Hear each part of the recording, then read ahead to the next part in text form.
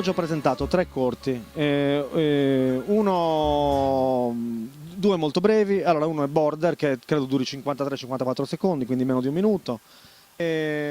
Siccome questo corto è una fucilata, una tristezza infinita, allora ho portato anche un corto più allegro che si chiama Centenari, ed è tecnicamente si chiama un virale, cioè uno spot promozionale fatto per circolare attraverso i social network. E poi ho fatto L'arbitro, che è il corto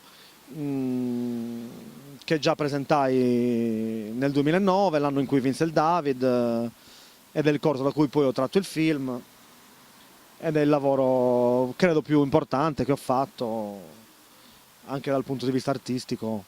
Fare cinema in Sardegna, secondo me, è più facile che fare cinema in altre regioni, perché abbiamo una buona legge sul cinema che per esempio mi ha consentito di produrre L'arbitro partendo da un contributo regionale.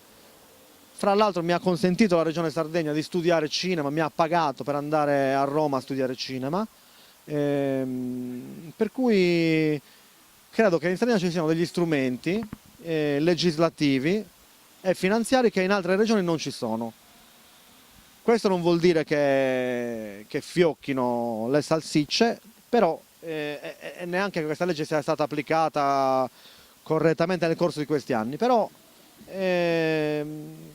credo che ci siano delle agevolazioni che non ci sono in altre regioni.